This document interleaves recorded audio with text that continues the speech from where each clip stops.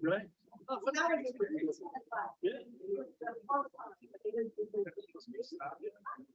Definitely some kind of yeah. It's gonna be a little different. I hope nobody, so somebody does their trouble. Right, exactly.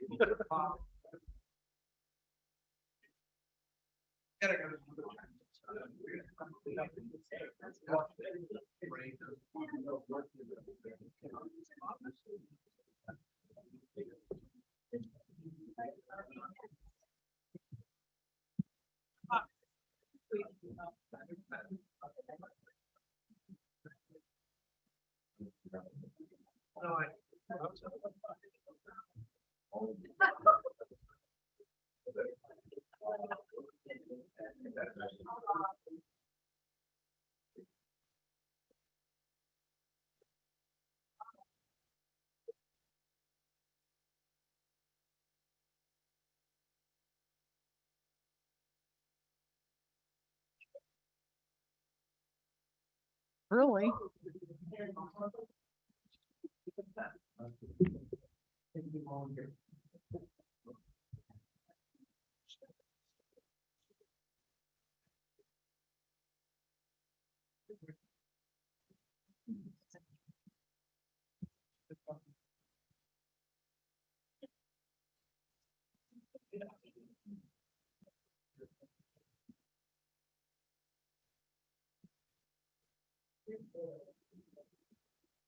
So, sorry to keep everyone waiting. We're returning from closed session, and I do have a report coming out of closed session. I would like to announce that we have selected a firm to assist us with recruiting for the city manager and to help us locate an interim city manager. I want everyone to know, and out of closed session, that the city is focused on moving forward with our strategic plan, and we will meet with the recruitment firm as soon as possible to begin the process. So with that, I will close closed session, and we will now commence our open session. Do we have roll call? Councilmember Spokley. Here. Berlant. Here. Dowden Calvillo. Riddell Harris. Here. Mayor Amara. Present. Can we stand for the Pledge of Allegiance, please? I pledge allegiance to the flag of the United States of America and to the republic for which it stands, one nation, under God, indivisible, with liberty and justice for all.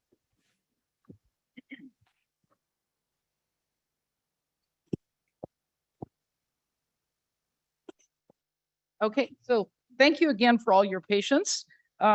The agenda approval. This is a time set aside for the council members and or the public to ask for removal, postponement, or a change to the listed sequence of an agenda item.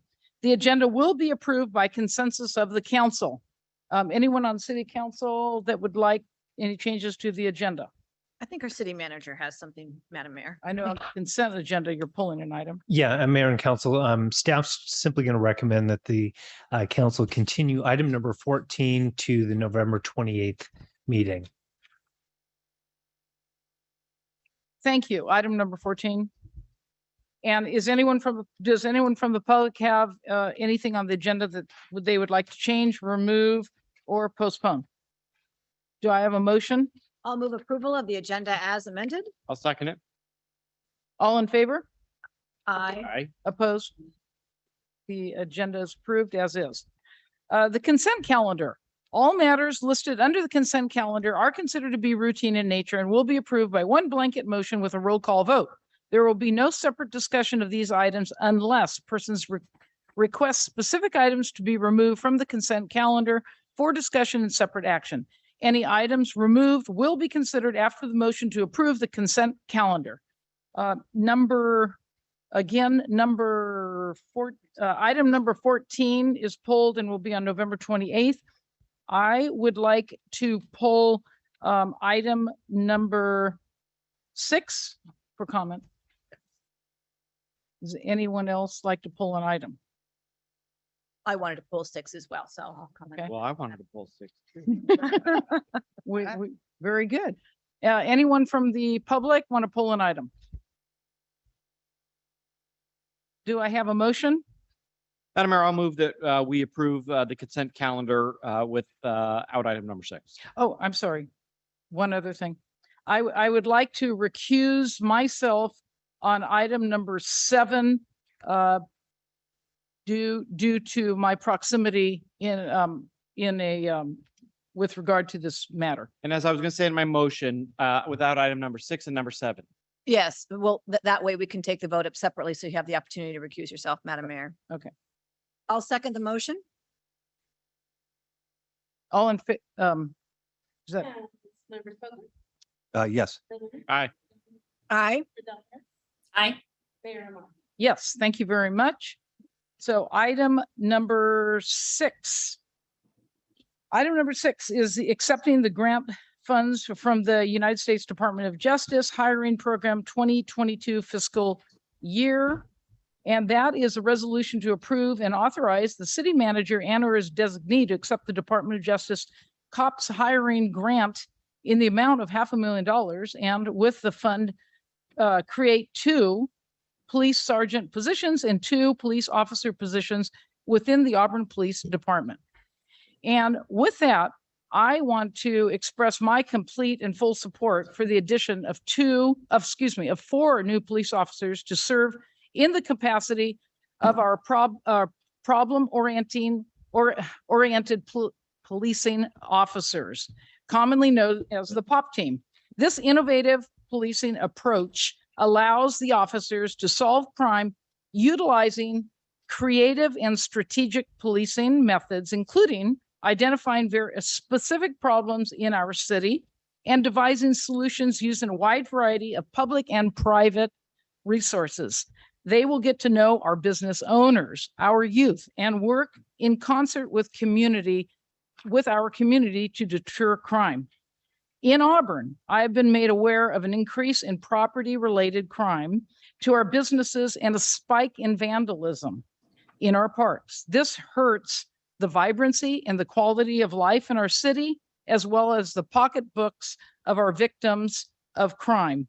Our city is not alone in dealing with increased crime and with staffing shortages to police departments and having budgetary issues. Many cities are suffering. In fact, quickly, I just read an article about this, that Burlington, Vermont, a city of little larger, 45,000 people, is facing, much like Auburn. It's a beautiful town and it is a bike mecca. And over the past few years, hundreds of bikes have been stolen from residents, and the police department only has 2 officers on patrol to deal with crimes. They simply don't have the time or the resources, and the entire city has suffered, and these continued thefts have risen to violent crimes. Many residents have left the city as a result. Their partial solution, as I believe, is to deal with vandalism before it escalates into something bigger and more serious. And I also want to quote, whether you like this politician or not, Mayor Giuliani took a hard line approach to vandalism, and it also served to reduce violent crime in New York City. So we must have a strong police department to deal with our issues now, and we have the funding to do it. We also received the grant. This is a top priority. Chief Canan's proposal is well conceived, well thought out, and needs to be implemented now. Without public safety, we have nothing.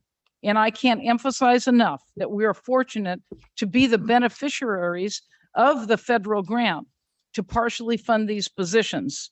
We are one of 150 recipients out of over 700 that applied throughout the country. So I'm very proud that we applied for this. We're the recipient, and I'm happy that we're taking advantage of it. So that's my 2 bits. And I know you have something to say too. Yes, thank you, Madam Mayor. I would echo your comments with regard to the importance of increasing our POP team and the benefits, the multi benefits that we will certainly achieve as a result. I wanted just to touch upon very briefly, I know that this is a 3-year grant, but that there is some matching that the city will have to put forward. I spoke with our city manager about this, but I thought that it would be beneficial for the public to also hear about this. These are positions that we haven't budgeted for in our budget. And so if he could talk a little bit about where we're going to come up with the additional funding for the duration of the grant. And then after the grant, the annual cost right now is estimated to be about $530,000 annually. So how we will address that as well. So if the council, if for anybody who's got the packet, page 49, I'll walk you through the bottom and kind of tell you the overall strategy. So paying for the first 6 months of the grant in the current fiscal year is pretty easy. We will do that through just salary savings. We have a number of positions that are unfilled, so the ability to flex on the 130,000 is not an issue. The second year, we are absolutely anticipating. Well, we know last Thursday, as we were going through our overall sales tax numbers, we know that we have an anticipated windfall within our sales tax, which is beyond what we have projected in our sales tax revenues. Everything else is on track, and maybe even a little bit above. We'll be sending out a little bit of information on this, but my direction to admin services is really simple. We're going to grab the windfall from our second quarter sales tax that we know that we're getting, and we're going to pull that down into a revenue account. It'll cover the $364,000 for next year. Then for the third year of the grant, $418,000. We are anticipating, again, in the next quarter, an additional windfall of funding. So I've directed that we are going to kind of grab that and move it over into the account. So essentially, we will have paid for the 4 officers. Now, as we move forward, there are those few times that I actually get to talk tough to the chief about various things. In this, I did tell him that as on the go forward in the coming years, realize that in our police department, we do have attrition, and it's not an exodus of some type, but we always do have an attrition. So either A, the city's going to have to come up with the funding to cover those officers on the go forward after the grant is done, or they will have to absorb the positions through attrition.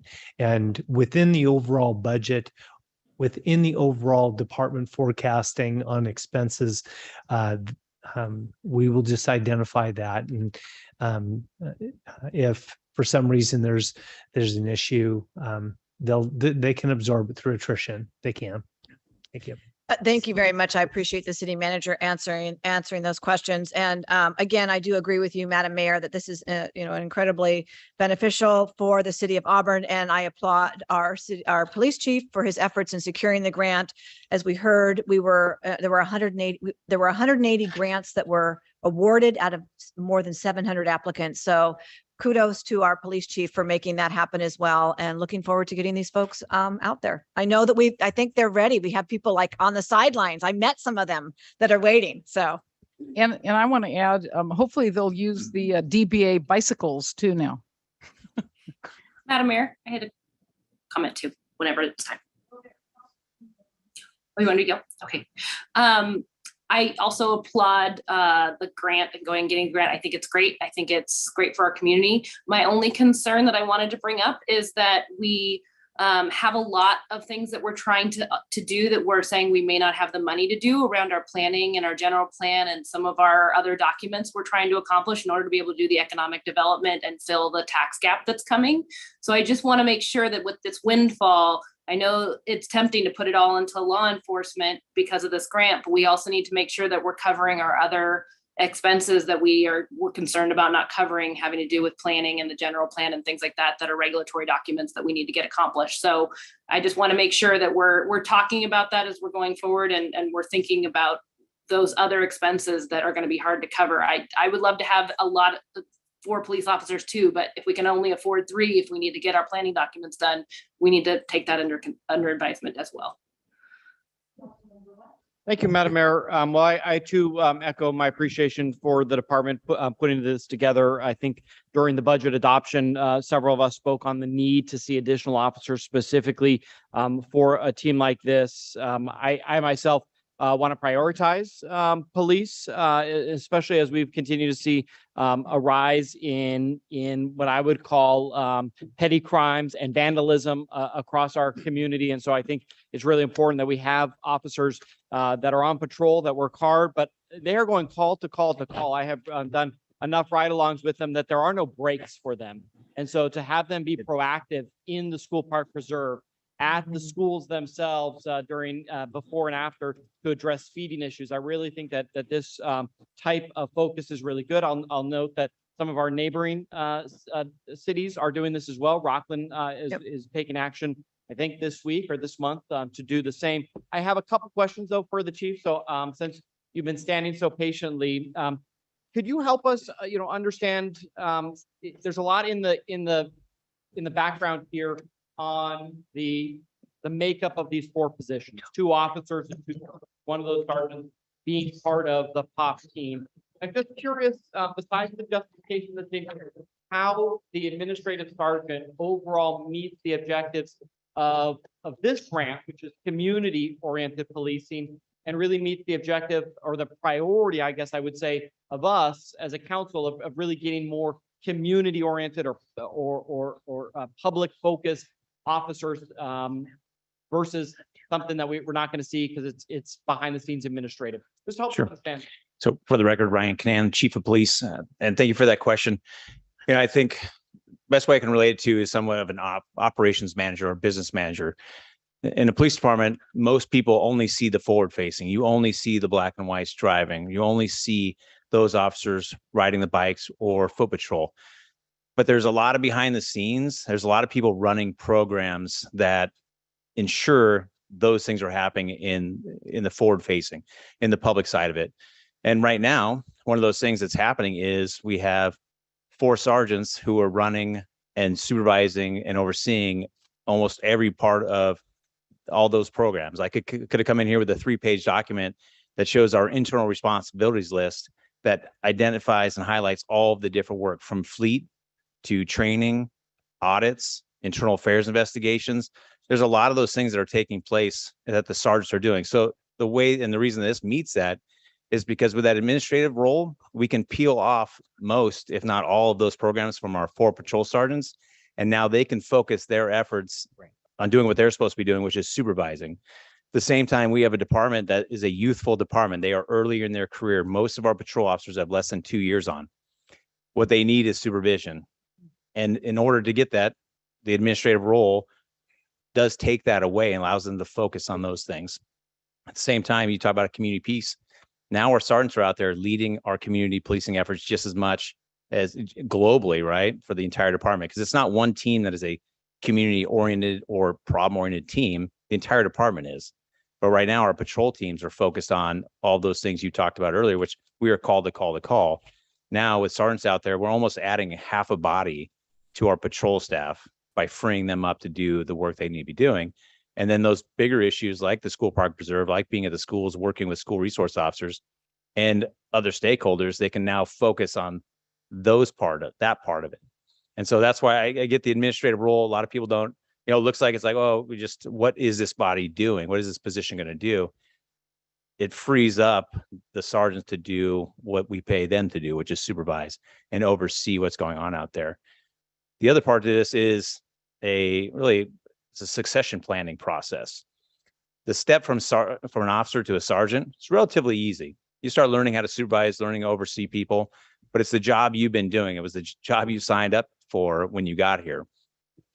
But that jump from sergeant to lieutenant is a large jump. You're going from crime fighting and working patrol, working the streets, to now majority of your roles are administrative oversight, budgetary, policies, procedures, city engagement.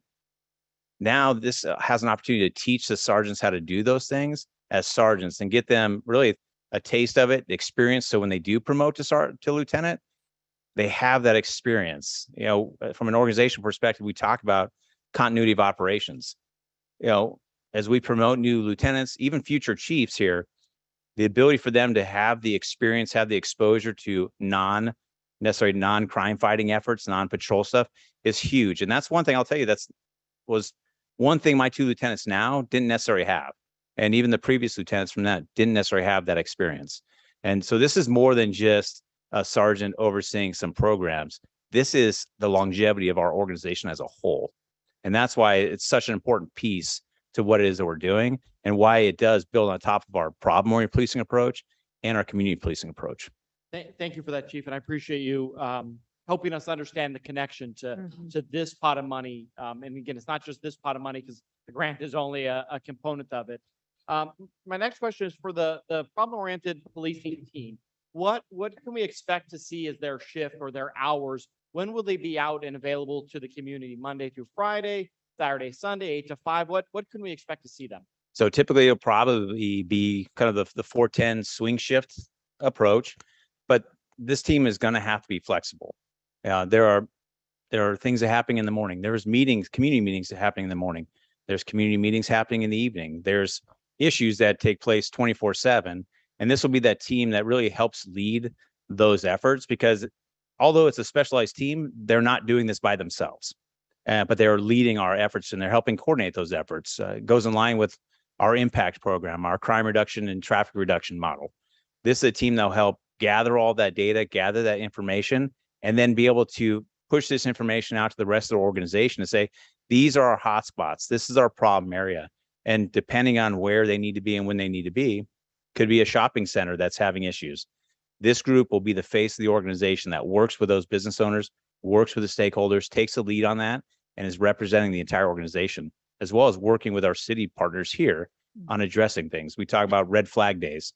Now, that's one of those roles. These are resources that allow us to address issues that are happening in red flag days. Part of this team will take over code enforcement, and they will oversee the code enforcement efforts for the city, and then be able to work with our partners in fire, work with building, work with planning and public works to be able to address and stay on top of those issues. But they can focus on that now, because in order to get things done right now, we got to pull someone from somewhere else, take them off the streets. And those typically fall under a lower priority than responding to a DUI, the other traffic issues that we respond to. And so this team will kind of be a very specific team as far as what they're doing, but they're going to be all over the place, as well as community outreach, businesses. You know, we have service clubs that need attention. We have business groups that need attention.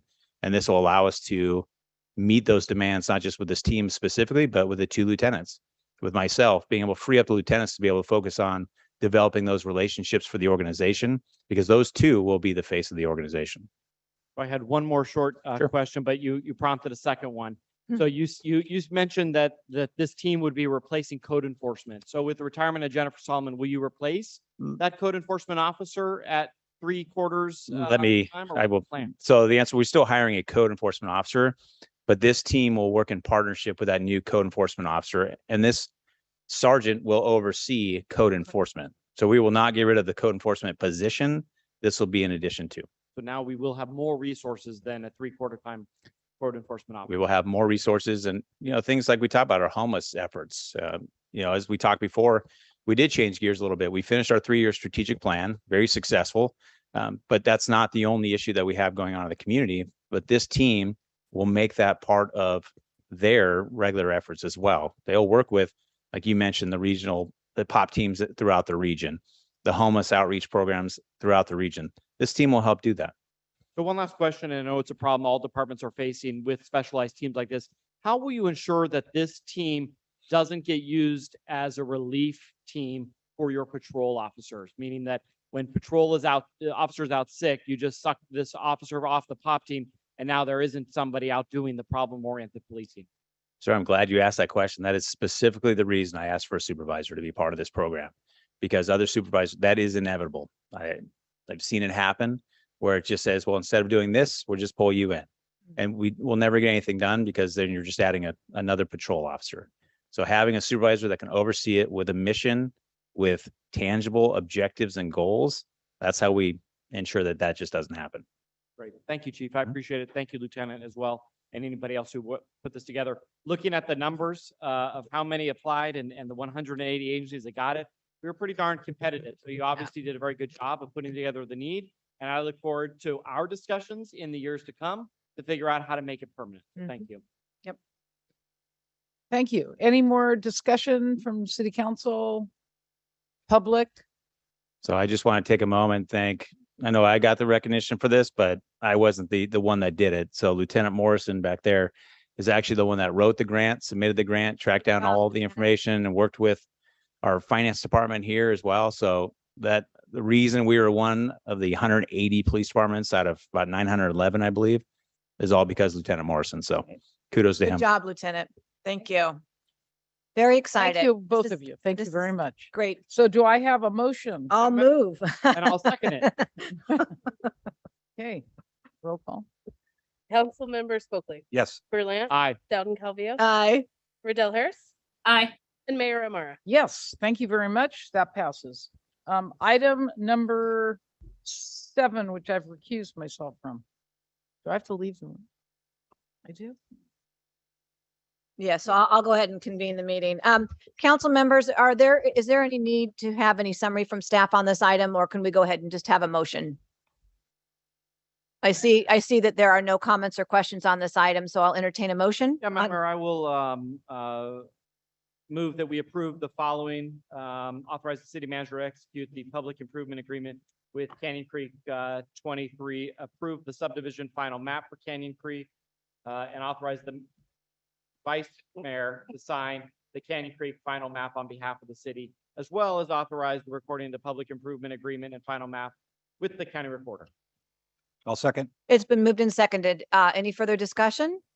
Any public comment on this item? Hearing none, will the clerk please call the roll? Councilmember Spokely. Yes. Berlant, Aye. Dowden Calvillo, Aye. Riddell Harris, Aye. and for the record, Mayor Amara is recusing. Let the record show the motion has been adopted unanimously, and we will call back the mayor if she's back. Madam Mayor.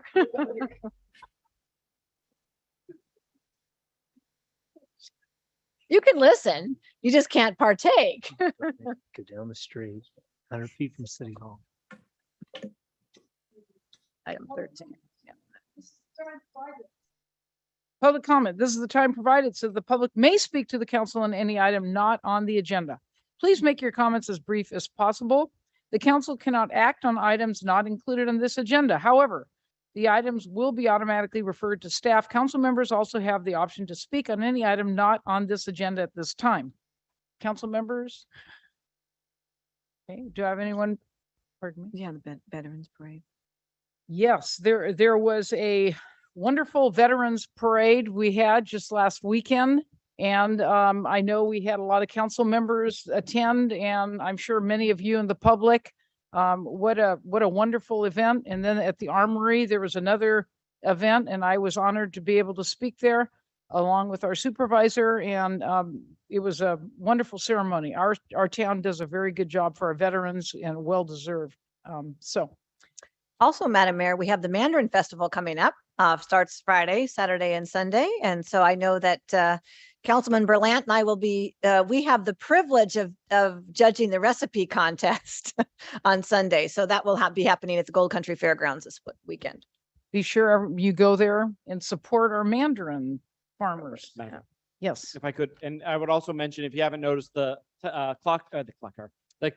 courthouse is decked out in orange in honor of the Mandarin Festival. So I thought that was a cool tribute that the county played. But I also wanted to mention and thank April and the Arts Commission for their work. If you didn't notice at the art park, the umbrellas for the season have come down. Christmas. And they put up Christmas. And this year, they've actually put in additional lighting that really makes that area look very festive. So thank you to the Arts Commission and volunteers. I can't take credit because I spend more time chasing my son around and keeping him out of the street than actually helping this time. But April and Ryan and Doreen from the Arts Commission did a lot of work. They do. Thank you very much. Mayor Amara, Anything I have a public comment that was received via email. Okay.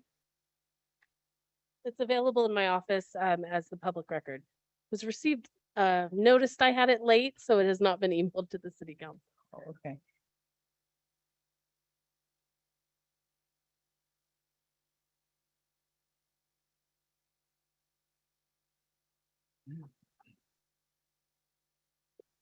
I think that goes with code enforcement. Sergeant Canam, Chief Canam. The planning commission was looking at the noise ordinance, so I think that's probably, we had, Thank you. Any other public comment? Okay, thank you. So we will get on to council business, the Greater Auburn Area Fire Safe Council presentation.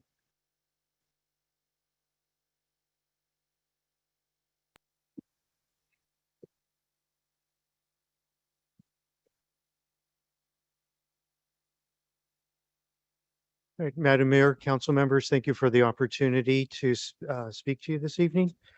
My name is Robert Kislev. I am this year's chair of the Greater Auburn Area Fire Safe Council. Our purpose of our council is to promote fire.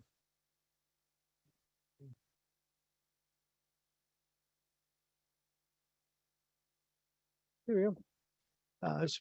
Is to promote fire safe practices within our area. We do this through outreach, education, program development. We were founded in 2002.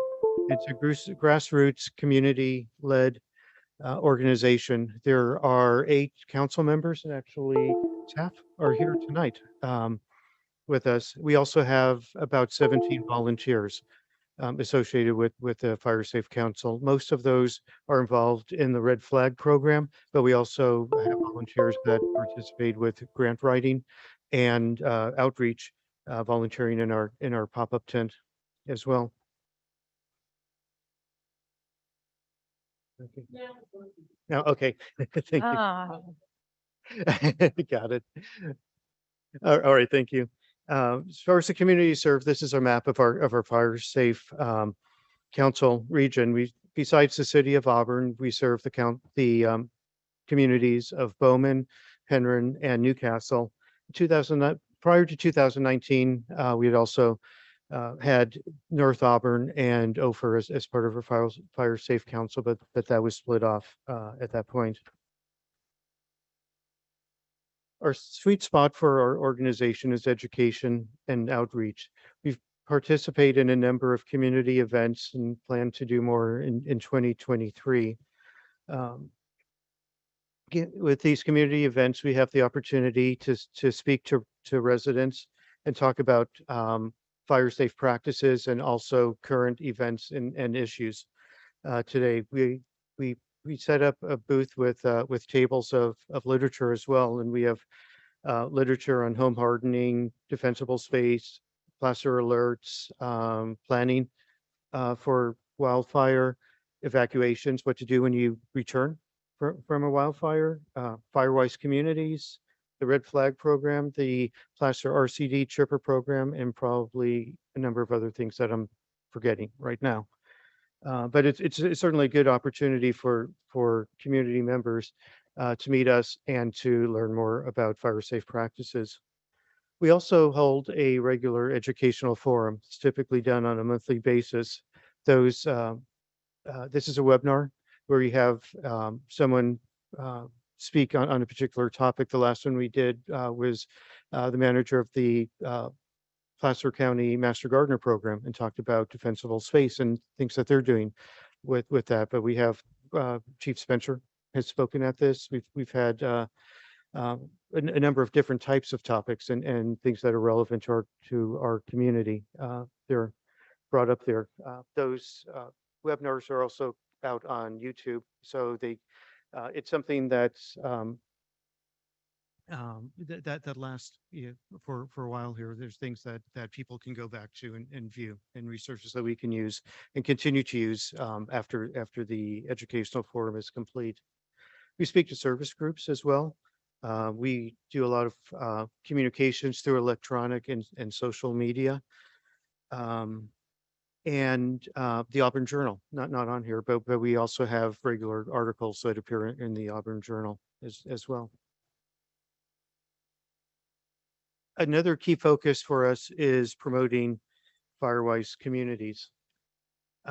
We do this both in terms of working with existing Firewise communities, going out to their meetings. We encourage it as we speak to community members and in our outreach programs. We talk about it in our educational forums. And we've also set up a mentoring program for this. So the idea behind the mentoring program is that we connect neighborhoods that are interested, people that want to start a Firewise community. We connect them with a board member of an existing Firewise community so they can bounce ideas off them, kind of talk to them, help them get started. So with the goal really of being able to help them reduce the time it takes to get set up, because there is certainly a little bit of time, especially at first when you're starting a Firewise community where you can thrash a bit. And so, helping to provide some guidance there. So this program is set up. We have volunteers from different board members that have agreed to participate. So if this implemented, but we haven't had much opportunity yet to really see how this works, just because there hasn't been a large amount of interest in starting Firewise communities. So it's something we want to really focus on going forward. The map here that's shown on here, there are 9 Firewise communities within our Fire Safe Council area, 7 of which are within the city of Auburn. And I think one thing really to keep a notice as you look at the city boundaries and look at where the canyon is, where Baltimore Ravine is, there's certainly some gaps here. And Firewise communities really help neighbors collaborate on fire safety issues. Firewise communities work well in terms of developing community neighborhood projects, education, outreach to the local residents, those that, and we'll focus on items that might be of very granular interest to that particular community, perhaps because of the age of the house or the maturity of the landscaping. Certain Firewise communities might have very distinct needs. Also, Firewise communities have the opportunity to receive discounts on fire insurance, and that's becoming more and more prevalent, both in terms of that as well as retaining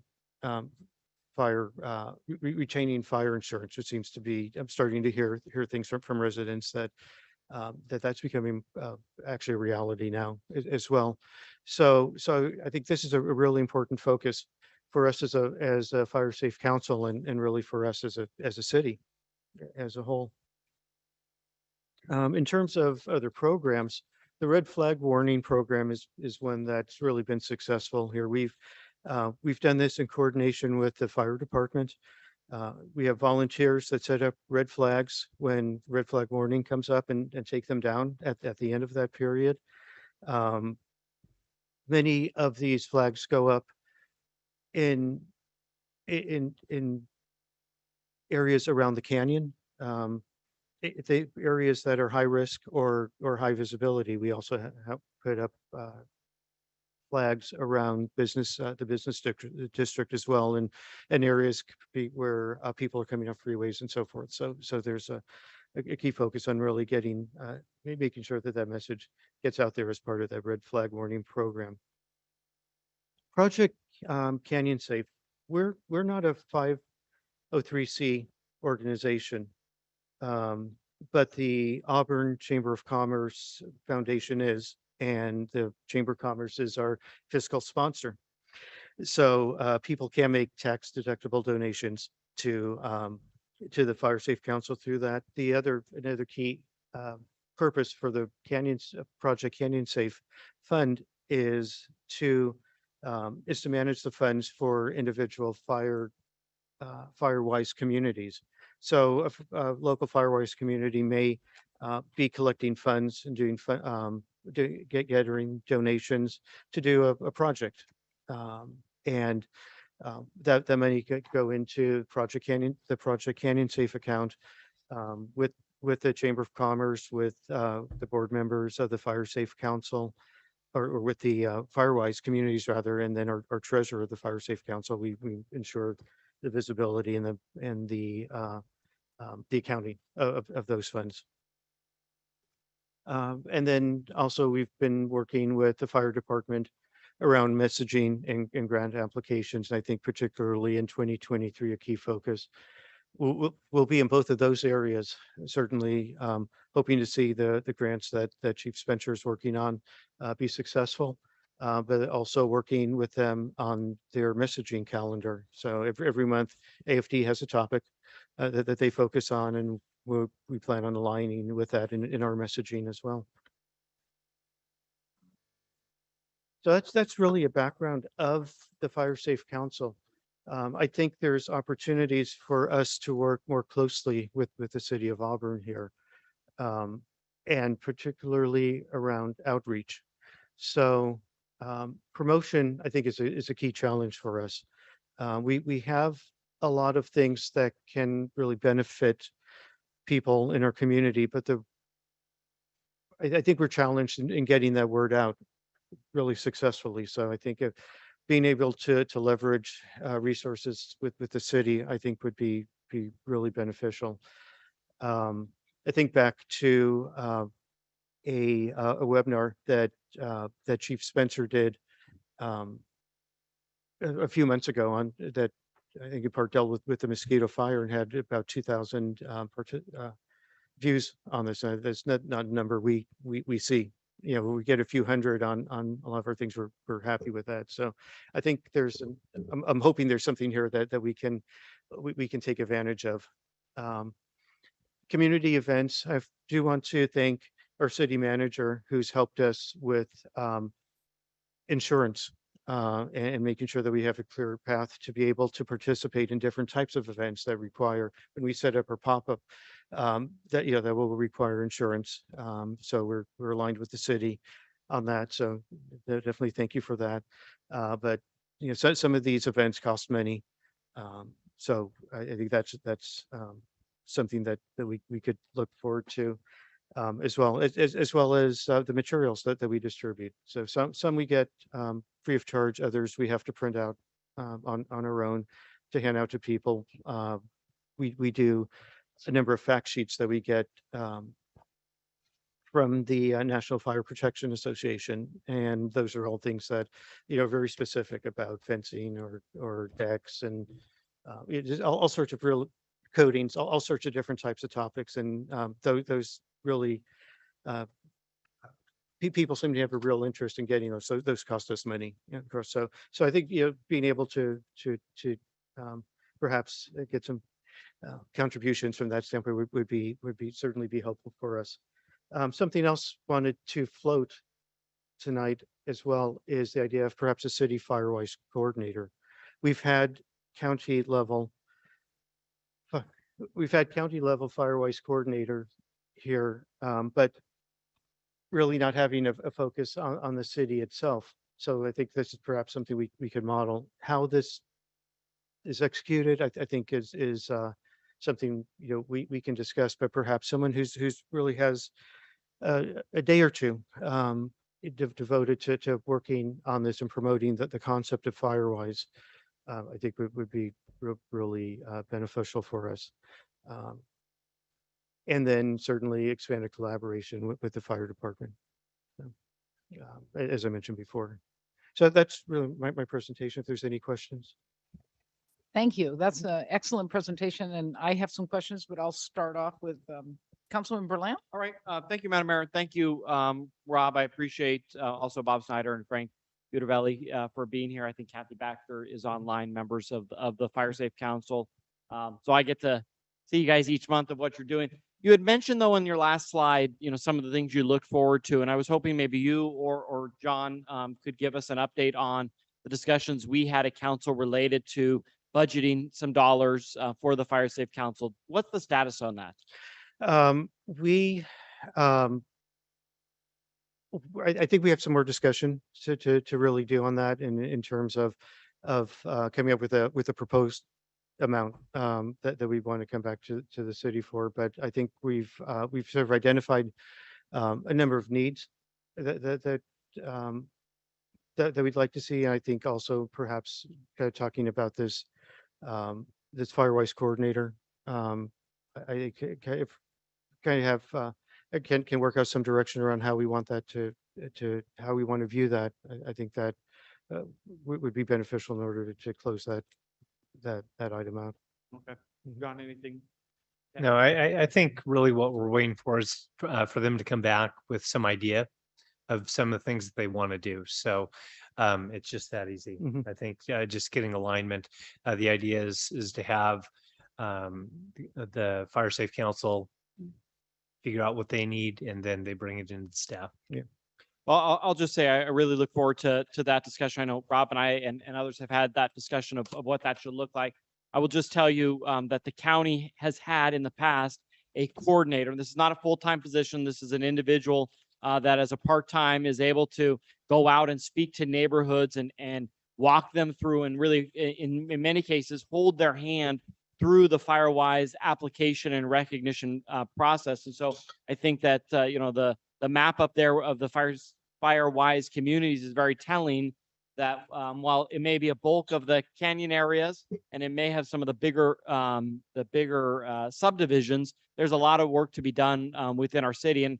And I look at Bob here, who has volunteered on the council for decades. I've been on for at least 10 years. You've been on, I think, since the beginning. So decades. And I think the council just needs more help to really make sure that, just like our council, the Fire Safe Council can really provide more of the policy level and volunteerism, but get somebody in there to help a little bit more with some of those day-to-day things of helping people become Firewise, but also staying within a separate lane of the fire department. We have a fire department. We have a community risk reduction officer, and she is wonderful and participates.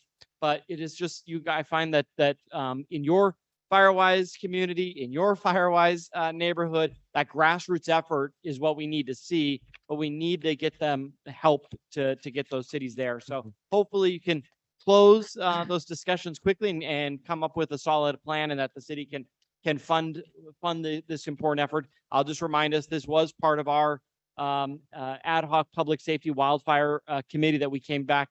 There were a number of things related to education. I think this falls right within the purview of the Fire Safe Council. So a huge advocate of the work. I know I include myself, that we're doing, but we need to make sure that we're continuing, I think, financially to provide some support to really bring it to the next level. So thank you, Rob. Thank you. Thank you. Councilman Spokley? Thank you very much, Madam Mayor. Just a couple of quick questions. And first of all, thank you, Rob. Great presentation. Appreciate the work you and the rest of the Fire Safe Council does for our community. The county Firewise manager that was mentioned, that position, it sounds like, Daniel, is a part-time position. Is there any overlap is there any benefit that we could glean from that countywide advocate here in the city? I know you're talking specifically about getting somebody to focus on the city's area, but I mean, I think there are opportunities to sort of leverage the work that they're doing at the county level as well. And the county level resource works a lot with the state Firewise Council and with the Fire Safe Council and really working on things at that county level. But I think one thing that we can gain from having someone local here specific to the city really is that focus. And that's not something that I think the county's really in a position to do as effectively. okay, well, certainly something to keep an eye on. I guess that kind of folds into my second question. This might not be something you can answer, but I see our chiefs in the back. Our community risk reduction manager, how active is she in these Firewise Council efforts that are going on? I think, very, very involved. I know she attends all of our Fire Safe Council meetings. I know she works closely with the Firewise communities. I know, but also really focused a lot on the grant writing as well. And Okay, great. Thank you. That's all I have. Thank you very much. Any other questions? Yes, not so much questions that I did want to say that I really enjoy hearing these presentations and to have the opportunity to see the evolution of the Fire Safe Council. I was on the city council at the time that we created the Fire Safe Council. I actually sat on the body that was the predecessor to that, which was really the American River Watershed Group that started to tackle these issues. And so I'm just really pleased to see the progression over the past several decades. You know, it's been a long time. So thank you so much for your great work. To just kind of touch upon something that Councilman Spokley had mentioned, I know it sounds like the county's Fire Safe Council coordinator is a part-time position. There might be an opportunity to enter into an MOU with them to have that individual also serve with us. And so I'd like to ask that we put that on our 3x3 agenda as a possible topic for the city manager, just to kind of talk about that. I understand the need to want to have someone that can really focus on the city, but there might be that opportunity if they're only doing it part-time for the county, that they can also do that, you know, for us, and we can do so with an MOU or some kind of a financial agreement that would assist us all. So, I don't think they have one. I thought No, that, I think it was all past tense comments, and I Yes. think they've had some reorganization Mhm. in their Oh. emergency services. And as I understand it, can you hear me now? I was saying that I don't believe the county has a Firewise coordinator. Okay. The longtime person left. Somebody else took over, and then she left. And I don't think there is one. And so I think part of the 3x3 conversation is not just to ask, can we partner with them?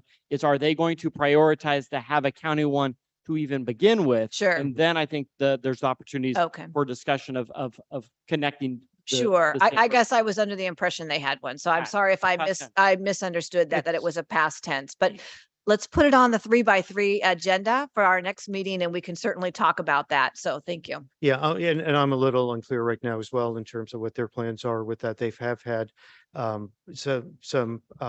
some changes. You know, Yeah. they've had Well, we'll get to the bottom of it. Mhm. We'll get to Great. the bottom of it, and we'll ask them the serious questions. So. Yeah, I mean, I would just add, I think though that we as a council, and I would defer to the Fire Safe Council, the priorities of the county may not be the priorities of us as a city and us I as the Fire appreciate Safe that. Council. And so I think that's a good discussion, and I think it would be good to bring that Yeah. information back.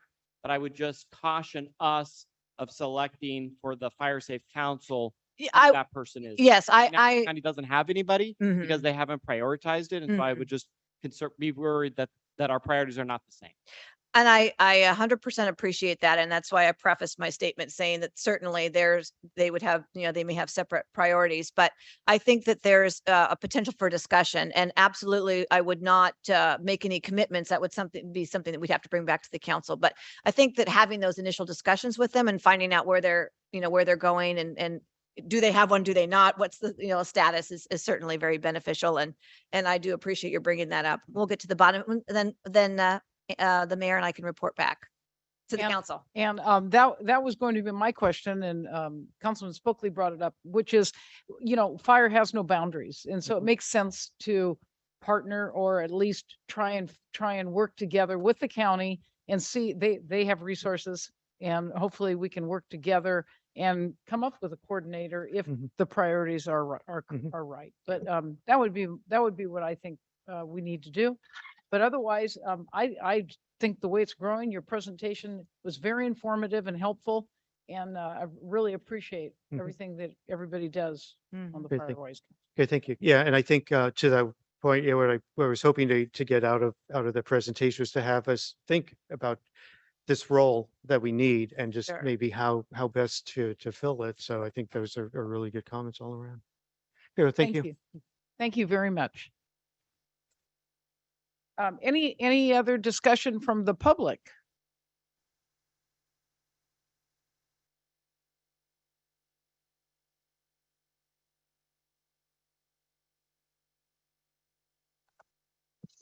Good evening. I'm Robert Snyder. I'm blessed to be able to talk to you tonight.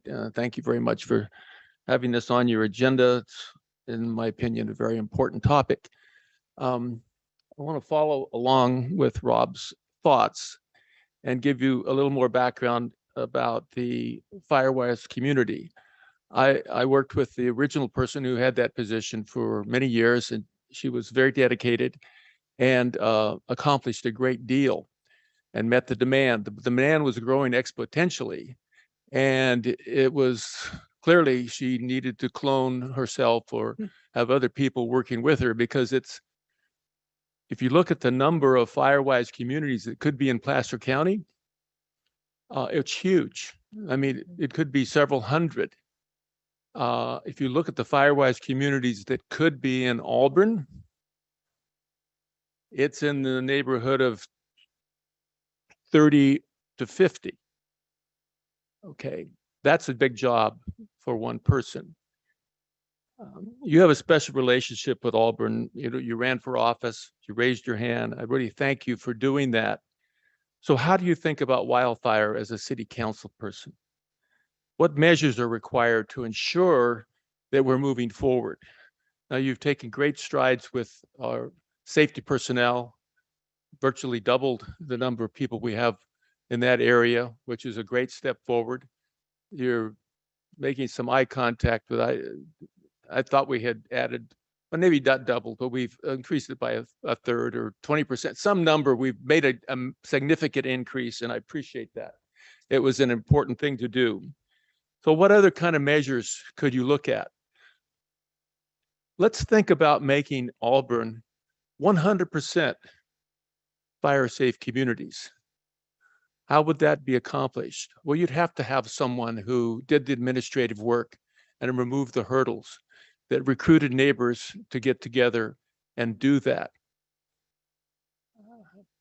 For the foreseeable future, I wouldn't think about coordinating that with some kind of joint county job. The job's too big for the county person already, and they haven't made the kind of effort to expand it and do what's really necessary.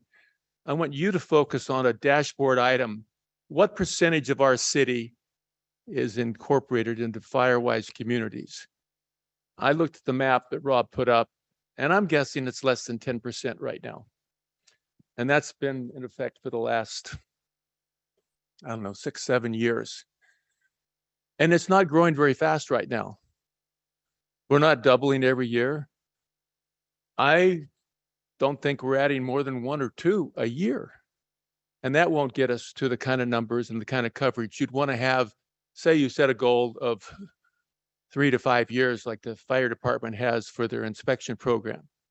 Well, let's set a goal for making all of the residents part of some Firewise community.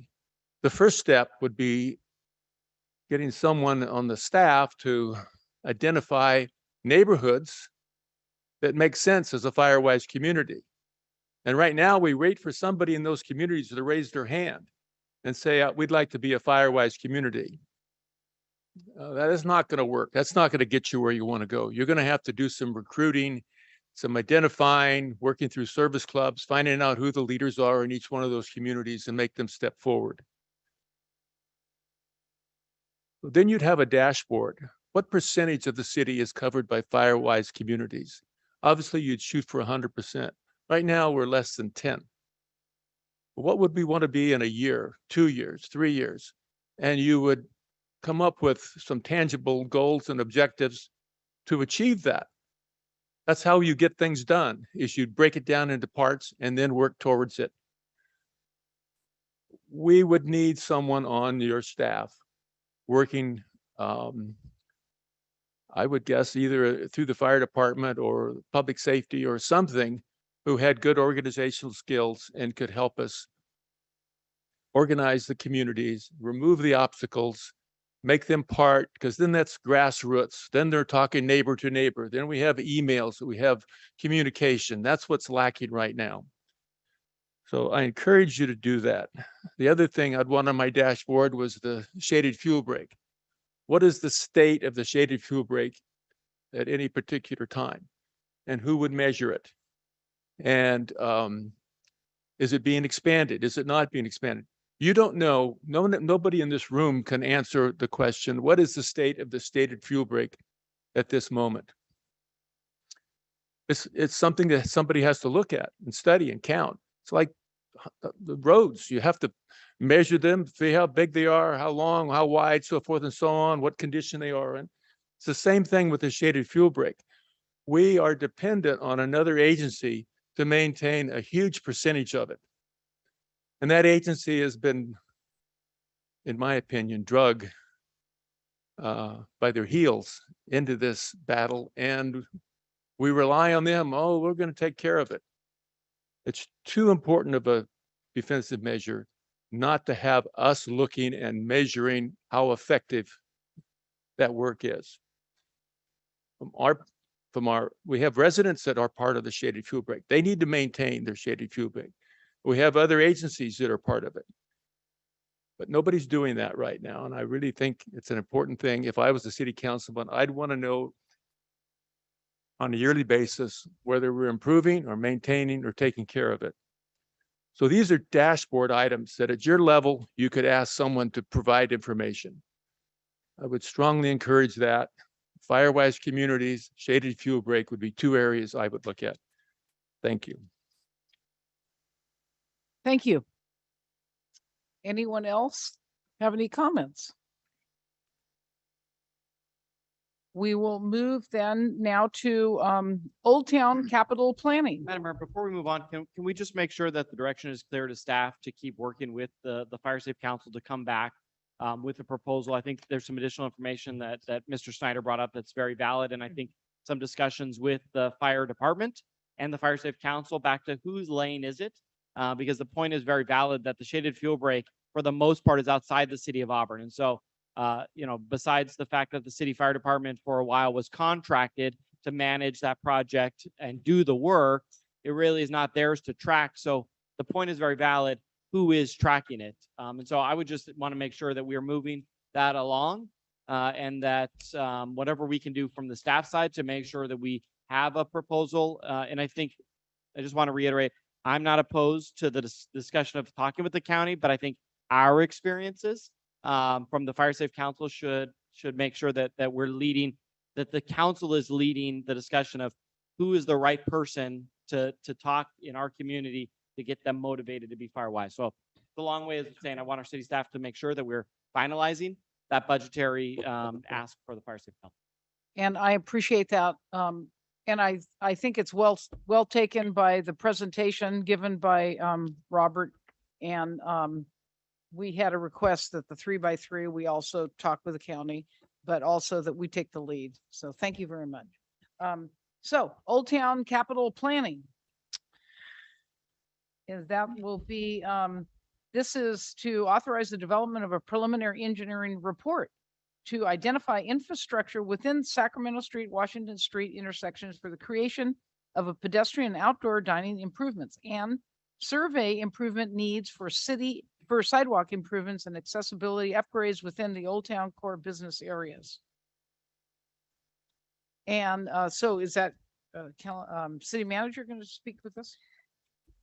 So, Mayor and Council, so the one thing that I really learned from the process of both the Old Town and downtown is to be really short with the meetings and the presentations. So we're going to keep with that because I will tell you, they were fabulous processes. Typically, we had probably 30 people there. We were able to focus. We had our interactive participation, which allowed us to spend less time debating things and focusing more on developing consensus. As the mayor pointed out tonight, I'm asking you to authorize engineering review for some of the Old Town infrastructure. 3 recommendations. One is the development of some preliminary engineering. Second is some surveying of some of the needs for infrastructure, especially sidewalk and corner improvements. And the third thing is developing cost estimates. The council's aware we have $500,000 for both downtown and Old Town to go towards this. And tonight, I'm going to ask you that we're going to start spending a little bit of the money to start moving towards the idea of a green lighted process. Here is Old Town. And this is the primary area that we started with, the aerial view. This is a 1992 plan. It was put together by Michael Murphy. And this is something that they've always talked about. The advantage is we've got a little bit of money and we're going to move forward. If you look at this, what it does is it focuses on precisely the priorities that came out of our process. The idea of a pedestrian oriented area, the idea of creating great spaces for people to come and hang out in, and the idea that that one project will build upon another. From the process, we really came down to four key areas that we focused on. One was the idea of streetscape and beautification, the idea that the area legitimately is very pedestrian oriented, a place that we've created great spaces where people want to go and hang out. It's not just a commercial area, it's a gathering area. And no question, Old Town is just that. People love to go there. They love to hang out. It has some of the most iconic views in all of Auburn, but mostly it just has a great feel. We looked at two key areas in Old Town for the idea of the pedestrian areas. The first is this area, and in the 1992 plan, it's called Fireman's Park. And if you look at the left, you can see the top of the spire of fire station, I guess it's fire station 1, the historic fire station down there. The idea is really simple, is filling in that street and making a park out of it. The pros of it, it's right in the middle of Old Town. We made a rule, we weren't going to talk about parking through the whole process. And surprisingly, even those folks that were the most adamant about talking about parking go, there's only 2 parking spaces that we'd lose. They're fine. But the pros and cons of this area, the pro is the location. The pro is also that losing that street, nobody really had any emotion about that street. The cons about it were really simple. There are some accessibility issues. There's a height differentiation between Washington Street and it shows on the Lincoln Way, but I think it's Sacramento Street. The second area that we focused on and is actually the preferred area has to do with what is known as Washington Plaza in the plan, but also it's commonly referred to as the Triangle. The idea of creating a sense of arrival, the ability to, there's plenty of room there. There's a ton of room to create a very plush pedestrian area. We talk about shade, we talk about trees, we talk about the various amenities. This already is a gathering area. If you go to any type of event that's happening in Old Town, this area is filled. And the idea is just expanding upon that area. One of the things in the recommendation has to do with utilities. And without question, as we looked at both downtown and Old Town, the discussion overall on utilities was the discussion. This mapping of the utility layout there is pretty recent. It's only about 4 years old. So if you look, the consensus was the Washington Plaza area. It's already mapped. Where you look at our water lines and any type of sewer lines, it's actually pretty easy to do a project in that area. The largest area doesn't have really any utilities. Now, obviously, we haven't mapped any of the electricity, et cetera, but it's actually a pretty easy area to get in and do something with. When it all came down to the key areas that we were looking at, the consensus of everybody, looking at Washington Plaza, it just becomes the best location from a sense of arrival, iconic views, the largest space to do something with. There aren't many accessibility issues that have to go with that. The second, well, I guess I can use that. The second area that was a huge focus in a consensus was the idea that as you go on Washington Street, as you're going on Sacramento, the corners, the sidewalks, and those things, they need to be improved. And without question, I think from a consensus standpoint, everybody said, you got to do something with the sidewalks. So one of the things that we really are focusing on the recommendations here is the idea that we would look at pedestrian flow, we would look at accessibility, we would make sure that those things are done correctly within the Old Town area. I included quite a bit of information in the staff report. So just to kind of wrap up, they're really, I put 4 bullets up there, but the idea that we would look at doing some preliminary engineering, you have to start with that. You have to go out and have this is today, in engineering inventory of everything that's out there. The second area is that we would look at some preliminary design. A civil engineer can do some of that as far as laying out some of the ideas. Third area is the idea of bringing overall cost estimation into it. That's probably the number one thing. How much is this all going to cost? Well, this process will go through, we'll get some preliminary cost estimates on various things. And then finally, we'll have the civil engineers bring in some type of options for the consideration of the council. Doing this, we've gone through the public process of getting input. We've come to consensus. Tonight, what we're asking is to bring in and do the next step. We've estimated that a lot of those costs are going to cost about $26,000. So from tonight, we will start spending some of the ARPA money. And then once you have all those things, they're going to come back.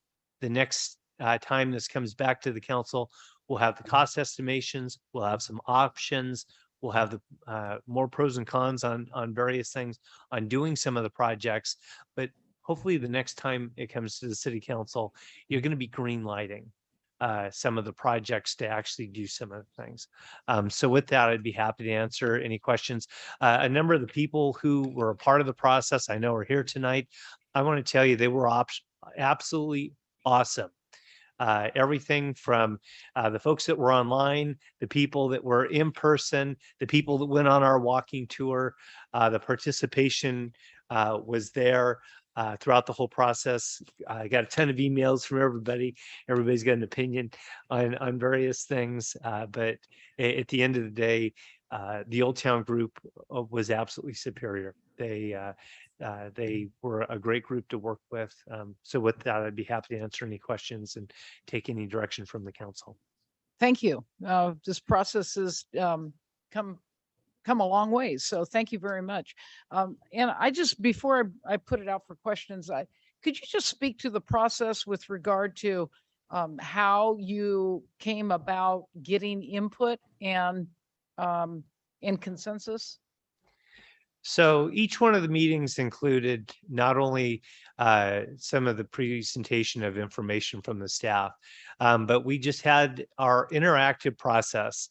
We literally put the laundry list of all the different types of things to consider, and we put it to a vote. Everybody that was in the room, we basically put it to a vote. What do you think? And what that did was it allowed us to narrow the focus down. So instead of sitting there and everybody getting up, giving whatever their impression on one thing was, we put some of the very obvious things up there, and we actually had the voting. The second thing we did is we did more surveys. One of the things that we found out through our interactive process with the program is called Slido, and I can't say enough for our city clerk Amy Lind, my admin Amber. We found some things where we were trying to figure out the interactive process, and some of it didn't work. So what we did was we immediately sent out SurveyMonkey back out to everybody.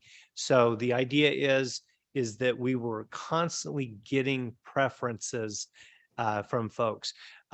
In our email distribution list, we have well over 100 people, and we got really good participation from everybody that we sent things to. So as we followed up with the Survey Monkey thing, we were able to generate even more consensus.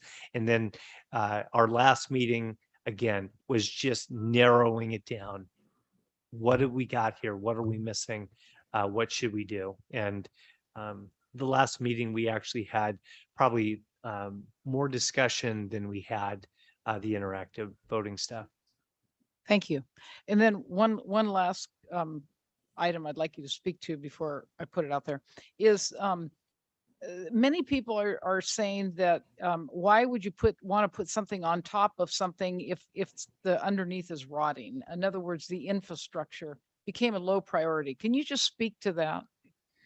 Okay, Especially if we're talking about the streetscape. So the one thing now let's just talk about Old Town tonight. Right, that's all I'm talking. Because I know in downtown, there are some infrastructure issues there that kind of get to that. But Old Town, as far as the storm drains, the sewer infrastructure there is not that old. So kind of the perspective is that part of the preliminary engineering is going to go out and make sure that if we're going to do a project, it's in a decent area. Okay. So if there's something that we really don't know about underneath that triangle area, we'll find it out and we'll do it. So the preliminary engineering does all that. But at the end of the day, you'll want to have a solid foundation for whatever's going to be done. And you're not going to put something on top of something that needs some repair. Thank you. Questions? I just wanted to make a point. I think that's very important, and then the city manager is right. That preliminary engineering report is going to tell us a lot, and so I'm very supportive of this particular proposal. Looking forward to hearing if we have some public comment on it. So. Okay. Councilman Spokely? Thank you very much, Madam Mayor. Yeah, I went through the staff report and the exhibits that were presented, that you presented here tonight, John, and a lot of this is intriguing to me. I think there's a lot of potential that we have in Old Town, and the idea of using our ARPA dollars to improve down there is a great one. What I know you already know, and a few people in this room know, is the preliminary engineering is critical here. We've got, some approaches to the Washington Plaza to kind of reconfigure that intersection. It's right next to another intersection. Safety's always got to be the paramount concern. The stores, the restaurants, the trucks load and deliver, stop and deliver right in that plaza area. So how would that work? Where do these trucks go now? Yep. The other thing that I think is a part of Michael Camp Murphy's plan that I didn't hear much talk about is converting to kind of a one-way loop around the central Old Town area. So that's got to be talked about. Yep. What will the businesses say? How will they feel about that change? The parallel parking that we have out there now on the street goes to angle parking to remove the one lane so you have room for the angle parking. All of those things we had a little bit when we talked about the one-way conversion in downtown, and we heard from everybody that lives out there how bad that idea that was. So preliminary engineering and cost estimating, and I know you focused on those in your presentation, those have got to be key. The one other item that you mentioned that scares me quite a bit is the sidewalk improvements. We've got relatively narrow walks out there today. We've got existing thresholds in businesses that are fixed, and we've got to figure out how to make everything else work around that. And again, improve the ADA accessibility question, but to do that, that alone could cost millions of dollars just on the sidewalk component of this thing. So preliminary engineering, cost estimating are areas that have to be done. I appreciate that you're kind of bringing this before us. Let us know that's where you want to start with these funds. I know these weren't really questions, more comments, but Thank you. I wanted to get that stuff out. Thank you Thank very you. much.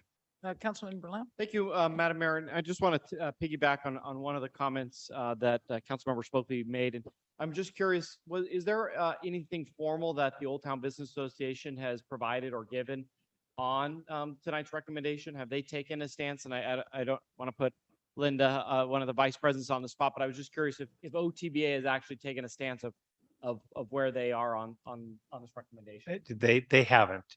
Or if they plan to. They were very active as part of the process. We relied very heavily on them to help us in the overall publicity of it.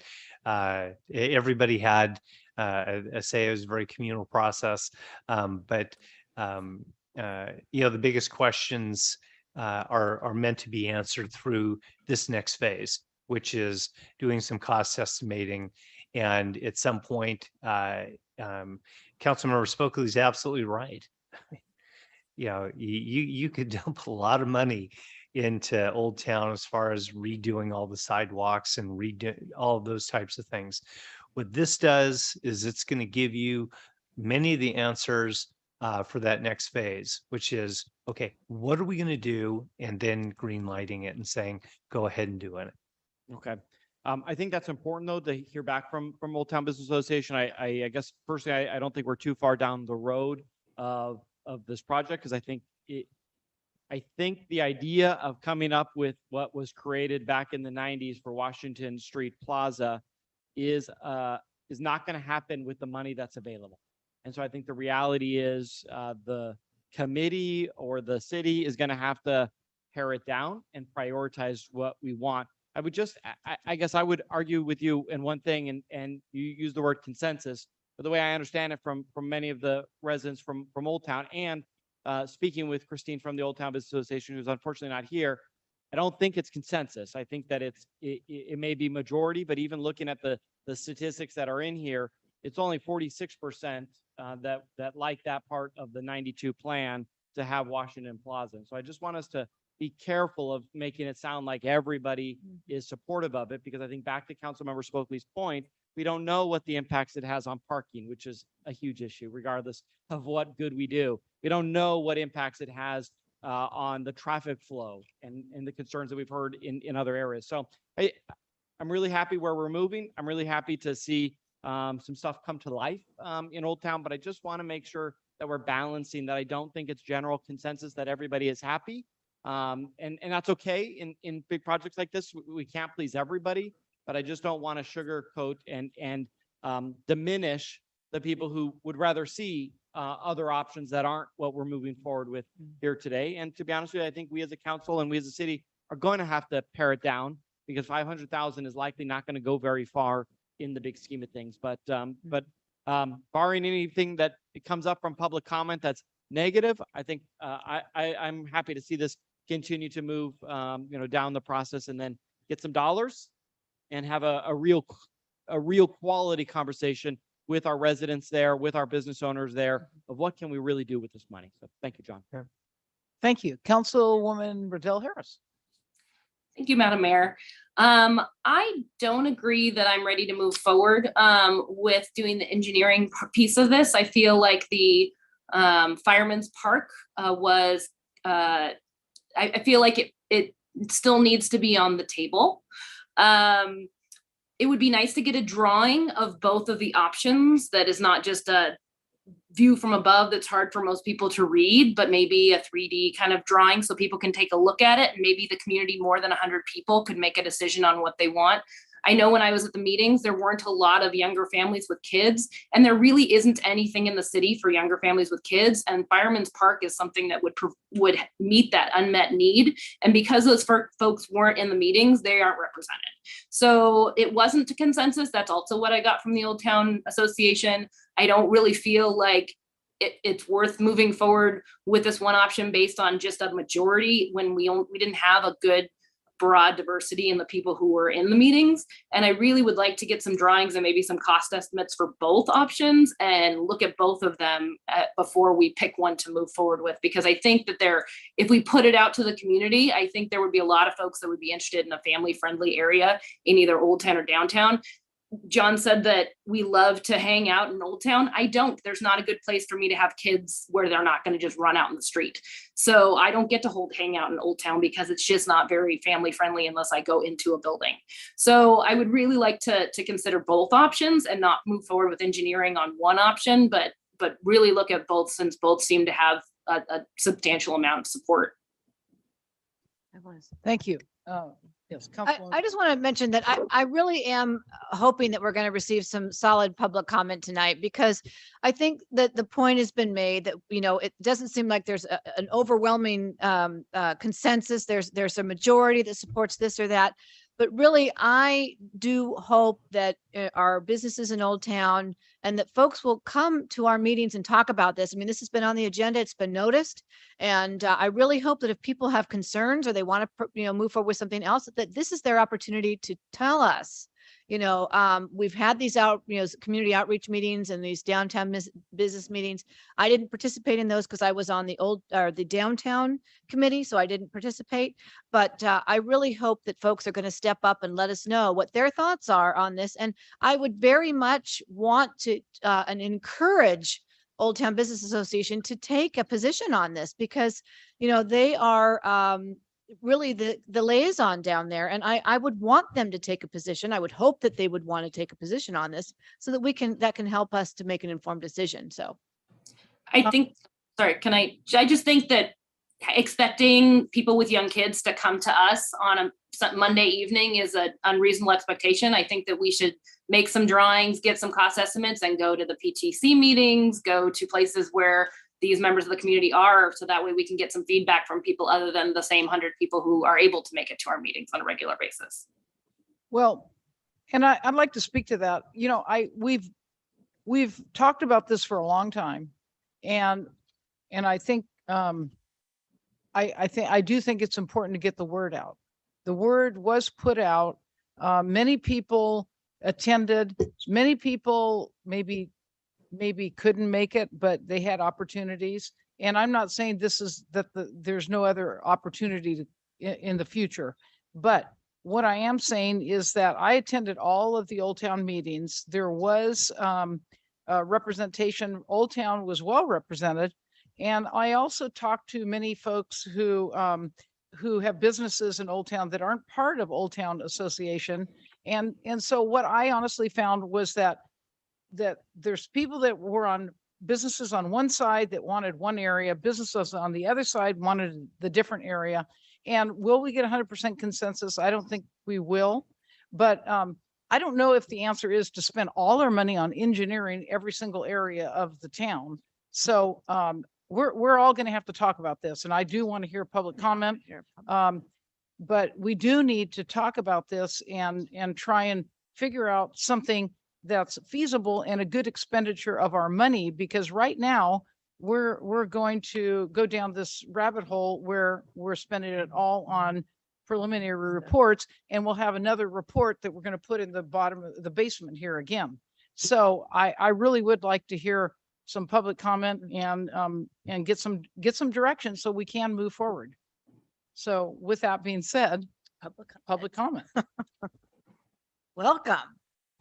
Hi, my name is Dustin Yu. I live in Old Town. My family's been in Old Town for quite a while. And so this was interesting knowing that this was going to be taking place. I understand that the businesses need income and we want a vital downtown there. One of the things though that I have noticed is if we're looking to spend money that we already have, Herschel Young Park still has bare concrete footings on the archway with hard concrete corners to them. They look like a safety concern, pointy and unfinished. Could we allocate some of this money to make that park look better? As we're talking about, hey, if we want people to spend time in Old Town, we already have a park there that seems unfinished and or neglected. The other thing that I have noticed about that park is that it looks like a private patio to the business that's next door. They put out heating units, they put out umbrellas, they put out table settings in what I'm assuming is a public park, unless they have some sort of special use permit that I'm unaware of. it's hard to tell if you're a person from out of town, whether you're welcome in that park or if that's a private patio. So we might want to address that as this is a public space. It should look like a public space. I also had a thought on that if we are going to do the Fireman's Park area, that it potentially could be a cheap temporary, much the same way that we've set out the pandemic dining areas. If we were to simply block that area off between the firehouse and Cafe D as a, let's see if this works for Old Town to have that area now restricted for traffic flow. Because it's a lot easier to take down a temporary setup after we've discovered that the cars don't work that way. I don't know if we can pull the map back up for the one-way traffic flow situation. And I don't know how often the city council is down there to watch. So if you look where it says Park Street, down at the upper left-hand corner. Yeah, Park Street, Washington Street, you have the gas station that's across from that. If we were having one-way traffic that's coming down Washington Street, it now has to turn right, go up Park Street to then circle back through Old Town. And on the drawing, Commercial Street was now going to be one way down. Let's say that I'm coming from Folsom, right? Or El Dorado Hills, and I want to come up and visit here. So I've come through all the way and I come down Sacramento Street. And I happen to miss the turn that is the one way that would go in front of where the ale house is and go down Washington Street. So I've missed that, right? Now I'm stuck turning left onto Lincoln Way, headed toward the freeway. I get to the end of that. I can't circle back through Washington Street anymore. I couldn't go up, Commercial Street because it was one way down to me. I get to the end of this. Where do I go? I'm now stuck with the traffic that's coming off the freeway. So just kind of wondering if that becomes now a traffic hazard with a lot of congestion at an exit off the freeway. What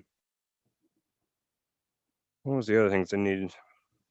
Oh, I would say that some of the concerns about public comment into this, I only learned about this study haphazardly by word of mouth one day before it was going to start taking place. So I will say that I don't think a lot of the public was aware these meetings were taking place that should have been aware that these meetings were taking place, whether their comments go one way or the other kind of thing. So with that, I yield back. Thank you. Thank you very much. Mayor, Linda? Oh, do you have a if I comment? could, City man. I can tell you that at no time in any of this process were the idea of the whole one-way configuration was never discussed. When it comes to the triangle area, there would be a one-way. Amy, if you can bring the one picture.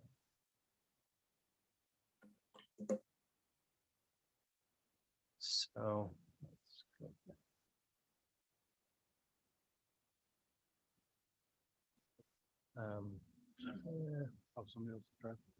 So I'll just use the pointer.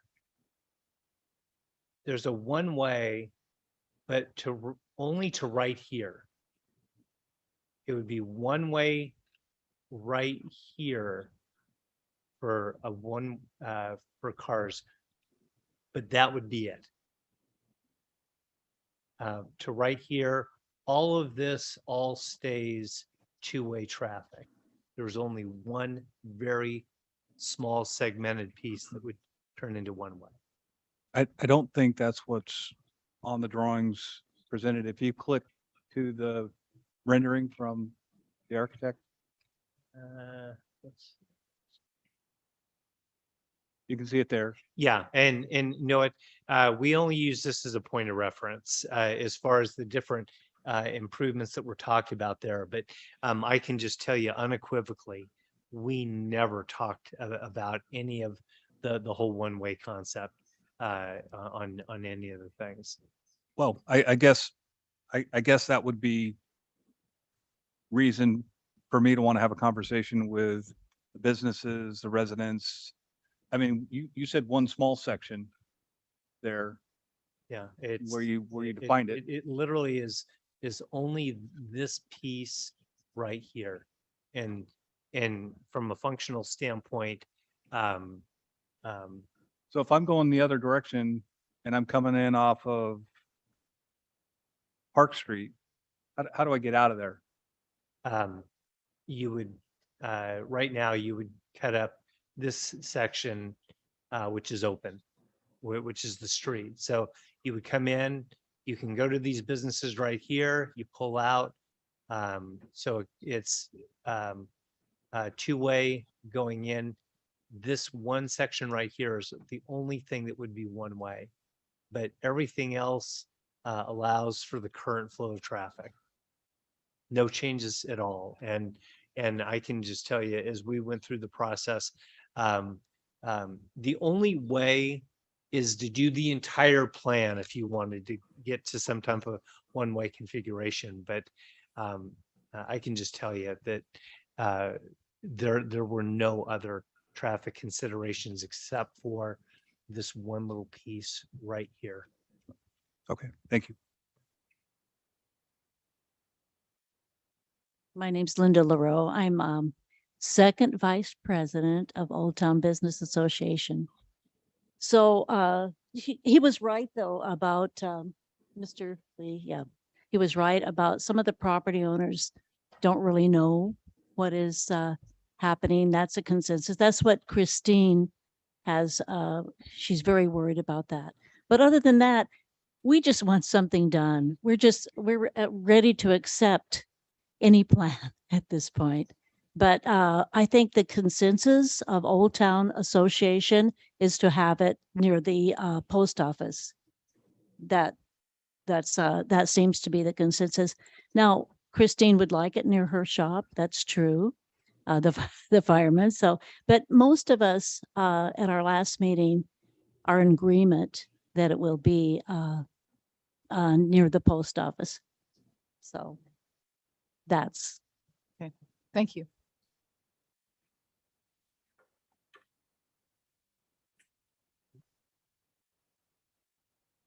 For the record, Jackie Weston, Auburn Chamber of Commerce. I understand that there's a consensus of what has happened so far, but I think that unfortunately, the communication to the businesses and the people that own the buildings in Old Town is not there. No fault of anyone else's, but I think that there is, from what I understand from our members, is there's a disconnect between the Old Town Business Association and the actual businesses in Old Town, and they're not getting the word about these meetings from the association. So I'm willing to step up and help, as I think the city has a list of emails of all the businesses in Old Town, and make sure that either the city or the chamber is emailing them and it's not going through the association only, as well as the business or as well as the building owners, because I think they all need feedback in this. And I think that there needs to be a little bit more communication with them directly, and as well as the community. But I think that there needs to be a meeting of just the business owners and the building owners and get that information from them as well. So Thank you, Jack. I'm willing to help Thank you. a little bit. And we're going to write that down. I know. She is willing to help. No, I think that's a very important point, is that we want representation from the whole business community. Thank you. I promise I'll be brief. I promise. Ty Richardson. I have a business in Old Town, and then we also family wise own a building down there. I think we've all mostly talked. I wanted to bring up that I agree with Councilman Berlant, and I believe Councilwoman Harris brought up the same points of knowing what exactly we're voting on. And if I had a vote, if I had a say, however you'd want to say that, with what you guys are sitting in the chairs for, I'd probably want to see a pretty concise drawing of what we're all talking about. And then it probably does need to go back out. I think I got a few more emails. I know Jackie and I know a few other people at the chamber, and I know the Old Town Business Association. I'm a member of it and all that. I think I got a few more pings on the email or text string that I came to some of the meetings because I received those that maybe a lot of the building owners wouldn't have received.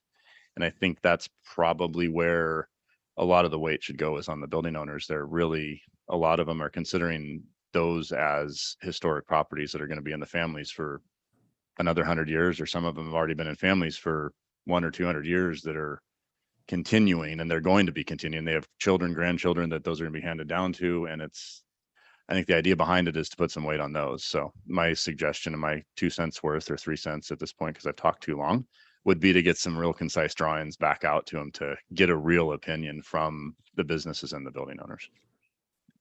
Thank you very much. Thank you. Much appreciated. I would like to add, that is something, with all due respect to the packet that we received. Can we just finish? Yeah, that's fine. But I was just going to say, I agree that it would be nice to have a little bit more information. Is there any, I just want to make sure we'll weigh in on all public comments. Any other public comment out there? Absolutely. Involved in this process. I'm sort of a farm boy. Sure. Three houses, my life. And anyway, I would just Just like to state your say- name for the record. Oh, I'm sorry. Robert Hain, Pine Valley Ranch. We raised some Christmas trees out in North Auburn. I support the town of Auburn. We've lived here since 1969. I love coming downtown. And one thing I got to tell you, no matter what you do, that basic engineering has to be done. So the $26,000 that was talked about to present a plan, that's what everybody needs to be able to see what's going to happen. And when you plan to build a new house, if the guy that's making those drawings doesn't, or you, the female that doesn't like the size of the kitchen, that's when you have to make the changes, when that initial engineering gets done. So I think what you're hearing tonight is nobody seems like they're informed on exactly what's happening. And so the engineering, I think, has to be done so that you have a precise plan that you're going to set forward, because you can't set any prices without a plan that's engineered. So thank you very much for listening to me ramble. Thank you, Robert.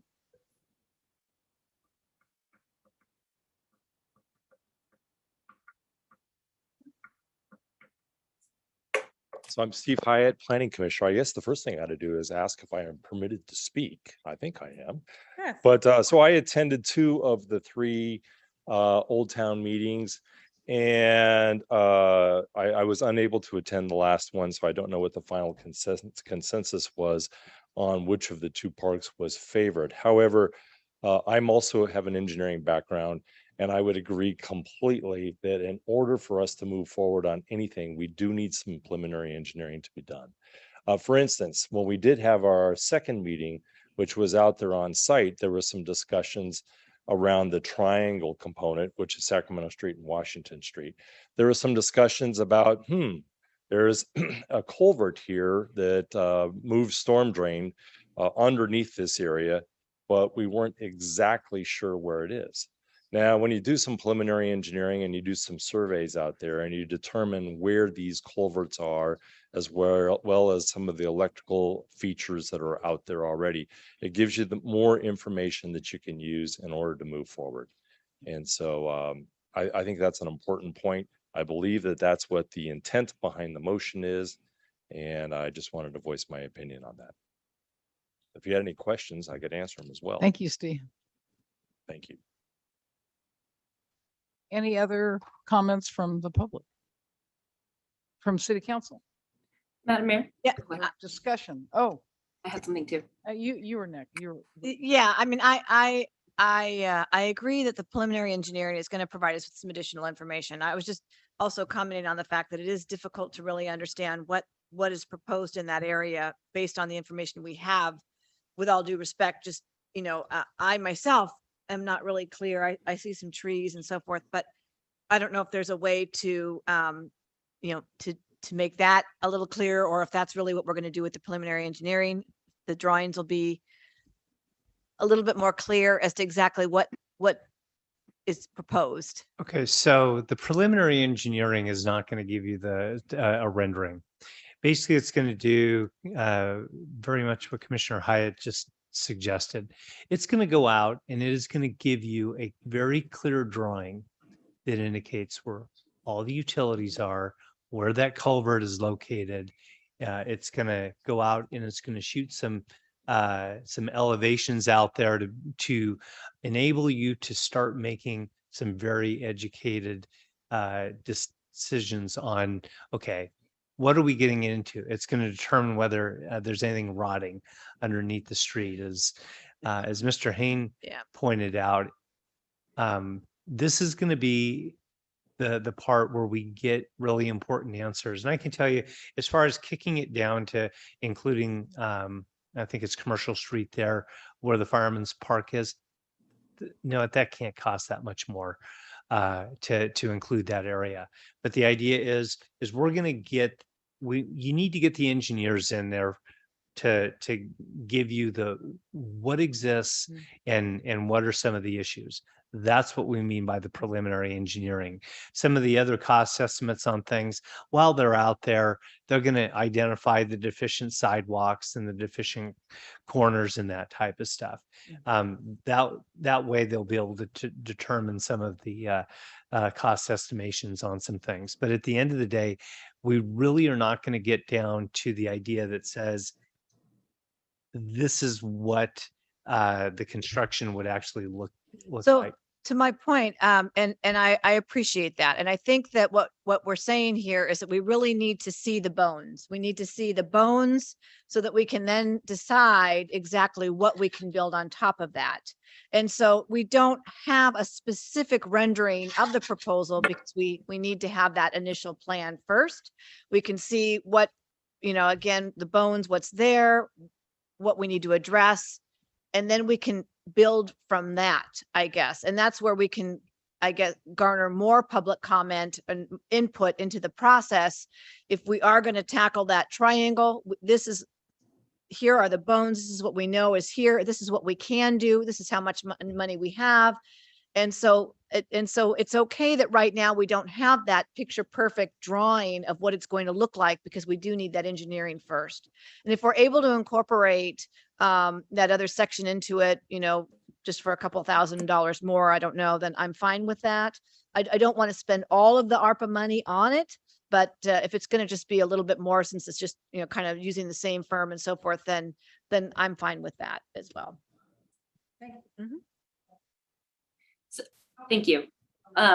Since it doesn't seem like it's going to be that much more money, and since a real consensus hasn't really come down on this, I think we should amend the motion to include the firemen's park as well, because it's hard to make a decision without real cost numbers and real defining of scope of either project for us and for the community. So if what's required to make that decision and to get those cost estimates is to get those engineering drawings, like has been stated in public comment, I think we should do it for both projects. And then once we have the information we need about both projects, then it'd be easier to make that decision.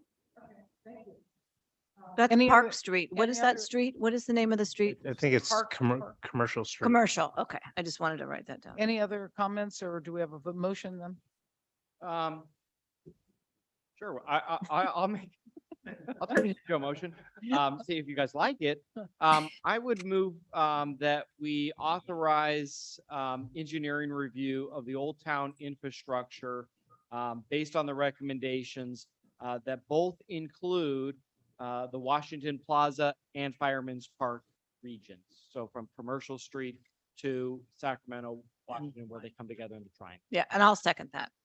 And just for further clarification, we have your assurance it won't cost that much more, right? It better not. No, I can tell you. If it's going to double the cost, come back to us, please. No, if it's going to double the cost. Okay. I have a quick question. If I can just make a comment, I think what I think was missing in this whole process, and John, you've done a good job facilitating it. As Councilwoman Riddell Harris said, it is hard to get everybody everywhere, right? So, I don't want to just kick the can down the road to try to get more opportunities, because it's also not fair or respectful to the people who did come. And, in all fairness, there were parents there that had dragged their kids around to those. The people there But I raising their think hand. the point, though, that's really important here, and why I made the motion about both, is the fact that I think to make a good decision, we as a community and as a council need to know what we're even talking about financially. Because to be honest with you, I don't think we're going to do much in either of those two locations. And I think we're going to have a real conversation about what sidewalk improvements we can do, because that's what we can afford. So I just wanted to put it out there that I hope that in between us doing the getting the engineering review, that we set an opportunity, we put the drawings or the ideas online and allow for an expanded opportunity for people then to weigh in, because people aren't going to come to tonight's, to the next city council meeting. They may not go online, but maybe setting it up on online voting helps get the parents and those people who, thank you, all of you who showed up, and the 3 that are online, but to get a broader audience, because we do need to get that input, but I don't want to diminish the people who did show up, and note that it's almost impossible to get everybody. And I agree 100%. And I would also emphasize that Jackie kindly offered to help get the word out. And I really appreciate that. And I think we should really in the future think about that, soliciting help. It's not just on us. It's not just on the city. It's on all of us. So hopefully, you can, Jackie, help us out. In Old Town, Linda, thank you. And if you can get the word out, even to businesses and property owners, I appreciate that fact. We do need to get the word out, and I know I actually went to a couple of businesses and asked myself. So it's on all of us. We need to get the word out. And can we memorialize that direction to work with Jackie, with the chamber, with OTVA, with with any records that we might have for the building owners, so that we give a good opportunity for us to make a decision to hear all of their feedback for the next meeting. I would appreciate that. Yes. So now we have a motion and a lot of comments. And we had a second. So I guess roll call. I seconded it. Councilmember Spokley. Yes. Berlant. Aye. Dowden Calvillo. Aye. Riddell Harris. Aye. Mayor Amara. Yes, thank you very much. Report from city manager. Just a quickie update, key focus working in my office, working on a very comprehensive transition plan and overview of the organization. I can tell you, working very actively with the staff on a couple of key areas that I think are probably the most critical path items. Really gelling things on the overall approach to asset management. It is a critical path issue for not only the overall management of our infrastructure. One of the things that is just sitting out there has to do with we have to do a rate study for our sewer enterprise, and we simply cannot do the sewer rate study until we get some of the data in on the asset management, because it actually represents a huge operational component of things. The second is the capital improvement program. The council adopted a number of things in this budget, which are starting to gel the CIP, but we need to have very legitimate projects that are going to go in there for some things. We're working on an overall really comprehensive explanation of the community risk reduction program. There are some key elements that are in there: inspection, enforcement, education, all those types of things that need to go in there. And then the final thing, I spent almost all day on Friday working on a planning roadmap on some things. There are some items that are going to start coming to the city council. Last week was a very successful week for our form-based code. We've hired a local person, Genevieve Marsh, and her team. I will tell you that last Wednesday we sat in a meeting that she just blew us away with the analytics, the GIS information that we have regarding practically everything downtown Old Town. But so much of the planning things that we need to get done, Jonathan Wright was very successful. We practically got funded 2 times for the same grant. But in order for us to be successful in bringing in the big dollars to help us with planning, transit, our circulation element, getting money out of SACOG, getting money out of District 3 Caltrans is going to be predicated on doing a number of planning projects that we have to do. We've funded some of them, but what we need to do is leverage the money from the general fund that we've parked in there and leverage that with money from some grants. So the overall planning roadmap. It's a lot, but people who understand planning will understand kind of the explanation that I'm putting into it. So a lot of focus on that. And I will tell you that the Veterans Day parade I thought was very special. Not only is it the glue type of element for a community like Auburn, but there was a young lady who sang the national anthem that she sounded, it was beautiful. She sounded like she was an opera singer. And then I find out it was just, some girl from Placer High. I'm thinking, oh my goodness. But a very special event, and it was pretty great. And that's my report. Thank you for your report. City Council committee reports. I'll go from left to right. Yeah, so we just took action on the tile criteria and form and the enabling resolution for Shack. So thank you very much, city council members, for that. We've worked on that for a good year to make those revisions. So we will be placing the finalized documentation online and then begin to accept applications shortly now that that has happened. Just want to let you know, I do have Pioneer Community Energy is coming up this week. I did participate in a League of Cities update. They gave us an update on legislation that was enacted over the session. And then we had some insight into what we can expect coming up this year.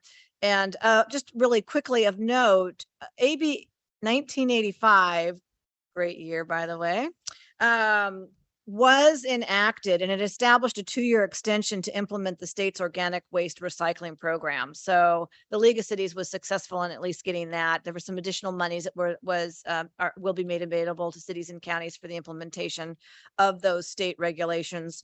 But we do have a little bit of a break as far as compliance with that. So let's see, I think that's all I have to report. Thank you very much. Councilman Berlin. All right, thank you, Madam Mayor. The traffic committee for this week was canceled. Friday, the Greater Auburn Area Fire Safe Council is meeting. We'll talk more. I think I reported this at the last meeting as well, but our special project day to do some home hardening defensible space right now at the fairgrounds is on the agenda. So hopefully you can join us there. The other thing, I can't remember if I reported this at the last meeting. That's how my brain at 8 o'clock is working. But the Air Pollution Control District, we did renew our contract with Eric White, our executive director, who's the pollution control officer for the county, and we overwhelmingly supported an additional 5 years onto his contract. So that was very exciting, especially since they are homegrown here in Auburn, having their offices on Maple Street. Yep. And then lastly, I attended the Auburn Chamber of Commerce's Government Affairs and Economic Development Committee. Lots of good discussion on things happening. One of the conversations was about the chamber's role in the candidate forum and then the candidates endorsements, and lots of discussion of the group about maybe expanding that, at least the forum portion of it, to go beyond just city council and school board to include potentially the high school district, ARD, and other relevant races. All that means is more work for Jackie, but lots of discussion with the committee about the process on interviewing candidates, announcing candidates, and all that. So look for the chamber to, I think, to be involved in the next election in 2 years from now. So in a report. Thank you very much, Madam Mayor. Just one update for everybody on the council. SACOG board meeting was held last week. We did at that board meeting approve the Green Means Go funding for the form-based code update that John mentioned before. That was $180,000 that we were granted through that program, which is great to see. Hopefully much more to come. The other item that I want to make sure everybody's aware of is SACOG received a federal corrective action from the feds And I talked about this before. This is how the funds, federal funds come into SACOG and flow out to PCTPA and El Dorado County Transportation Authority. So they gave us a quick update. The crux of the issue is up until now, SACOG has been distributing these funds based on population.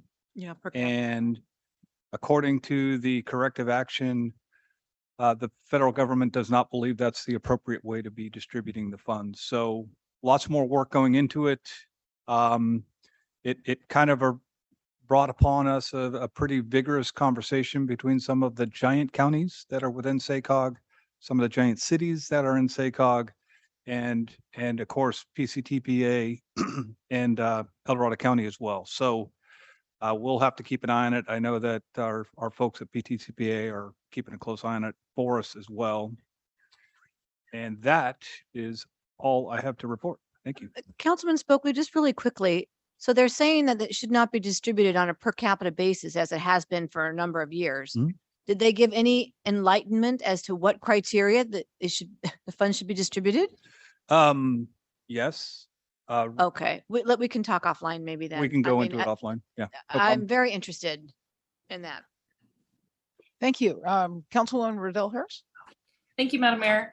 The Economic Development Commission for Auburn met. We selected a firm for the branding effort. So that's going to come back to the council. We also, since the grants process worked really well and we were able to give out a majority of our grant funding, we're actually looking for feedback and talking about what went well, what didn't, and how we can improve that for next round. So that's really exciting. The Placer County Economic Development Commission, there was a presentation given about all the development going on in North Lake Tahoe, and a big thing that came up for pretty much everyone was talking about affordable housing and how we can maybe work together to try to figure that out, because it's just such a big issue for everyone in the county. The Fiscal Recovery Committee for the Auburn Union School District is going to be meeting on the 16th on Wednesday at the AUSD district office to talk more about the school site consolidation that's going on. They're consolidating from 5 sites down to 3.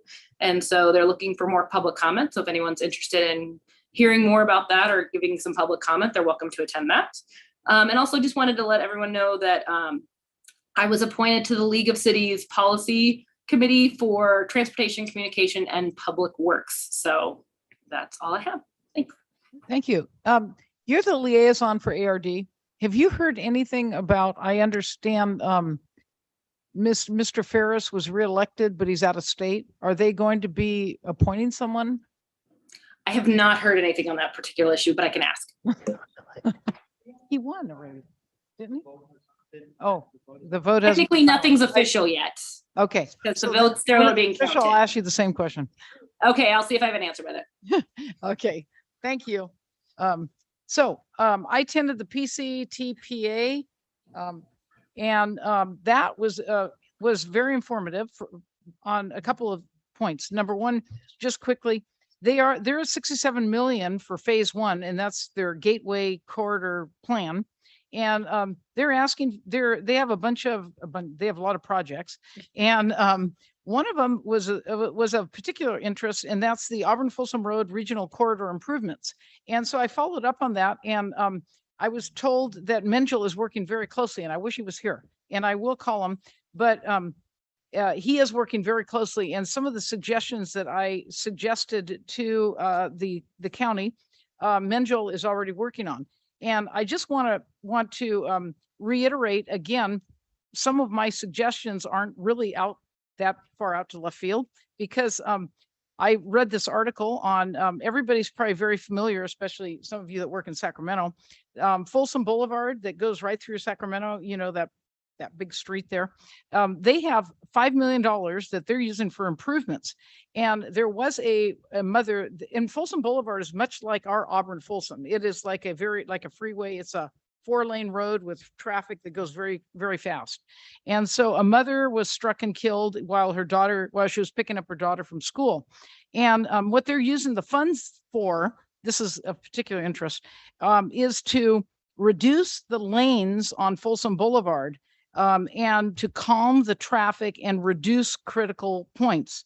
And also, they're going to have continuous bike lanes between 48th and 65th, and they're going to be striping the road. So anyway, I just thought that that's been my push lately. And I think it's so important. And I'm glad to hear that Menjel is at least working with the county to get some funds and have them help work on this project as well.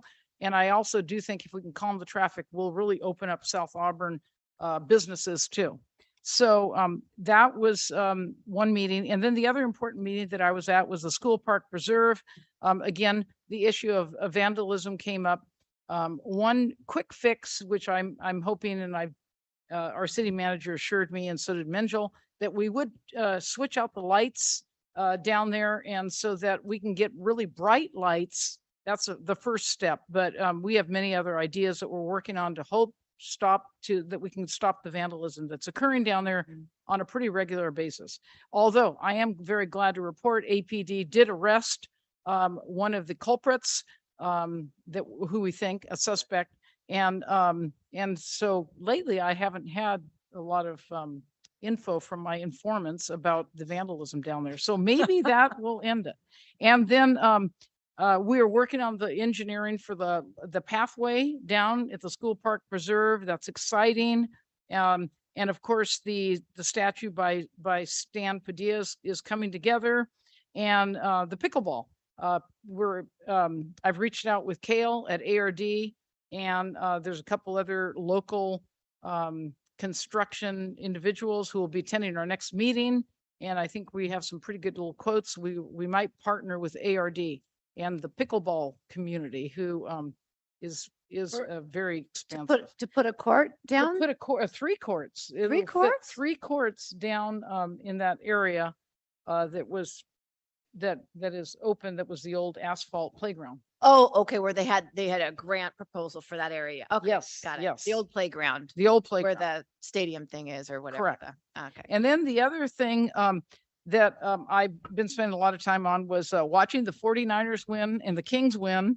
I'm sorry, it's the wrong venue. So anyway, that's the end of my report. So with that. If I can have just a quick go back, your comments reminded me that I attended the Auburn Arts Commission meeting, and a lot of discussion about Stan's project that he has done, the vandalism that occurred to it, and the continued need to add additional security measures and or usage. And so I think there's a lot of good discussion about really broadening the activities down there to try to make sure that